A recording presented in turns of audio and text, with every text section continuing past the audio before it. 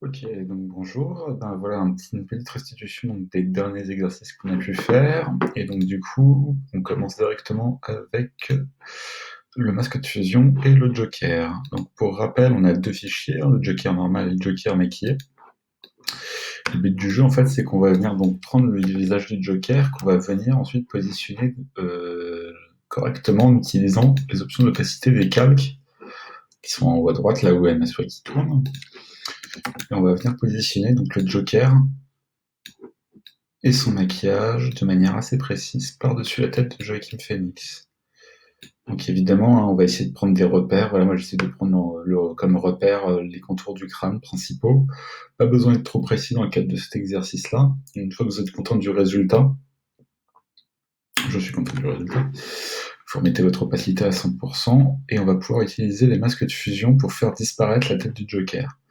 Pour rappel, pour créer un masque de fusion, on clique sur le petit bouton en forme de drapeau du Japon en bas de notre liste de calques.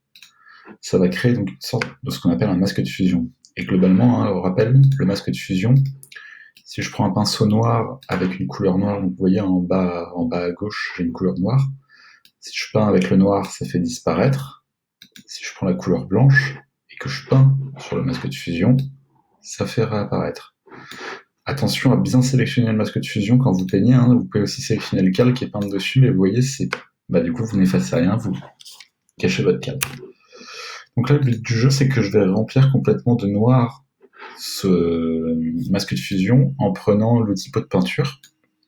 L'outil pot de peinture qui va me servir à remplir une surface avec une seule couleur. Donc là, du coup, je vais prendre du noir et je peux cliquer sur le masque de fusion qui, comme vous le voyez, est blanc. Et si je clique dessus, je mets du noir partout et je fais disparaître ce qu'il y a sur le visage de Joaquin Phoenix. Maintenant, je vais prendre un pinceau. Je vais reprendre une des brushes qu'on a pu essayer la dernière fois, voilà. Et là, actuellement, vous voyez, hein, je suis en train de peindre. Il ne se passe rien parce que je suis en train de peindre en noir sur du noir sur le masque de fusion. Pour réussir à faire mon petit effet, j'ai juste à passer en blanc. Et là, quand je vais peindre en blanc sur le masque de fusion, je vais faire réapparaître le Joker tout doucement. Aussi simplement que ça. Vous voyez, grâce au masque de fusion, après je peux repeindre en noir pour enlever certaines zones. Je peux changer un peu les brushes, histoire d'avoir des effets plus ou moins sympathiques. Là, j'ai une brush actuellement qui pivote sur elle-même, hein, c'est pour ça que ça change à chaque fois que je clique. On l'a vu dans les autres courbes. Et là, vous pouvez d'un seul coup créer une sorte de poster, une sorte de fan art pour parler du Joker et faire quelque chose d'assez flippant. D'autres petites options rapides qui vont vous permettre de faire quelque chose d'encore plus réaliste. Déjà, le fait de pouvoir créer un calque de réglage. Donc c'est là où il y a une sorte de petite icône en bas ou à droite où je tourne ma souris. Vous allez pouvoir en fait ouvrir une liste de calques qu'on appelle de réglage et qui vont vous permettre en fait de faire apparaître différentes options. En l'occurrence, là, je vais créer un calque de réglage niveau qui va se mettre au-dessus de toute la séquence et qui va me permettre en fait de pouvoir régler la luminosité globale de mon travail. En général, ça va me permettre de régler pas mal les contrastes. Je peux mettre un peu plus de sombre, je peux mettre un peu plus de lumière. En général, ça va venir beaucoup avec l'observation et avec les connaissances, hein, le fait de pouvoir bien utiliser cet outil. Généralement, en fait, vous regardez juste la courbe à droite qui vous indique. Là, j'ai pas beaucoup de lumière hein, sur cette composition. Par contre, j'ai beaucoup de zones sombres. C'est ce que me dit ce graphique-là. Vous voyez, j'ai toute une portion ici qui m'indique bien que ma scène est plutôt sombre. Il y a plutôt des teintes sombres.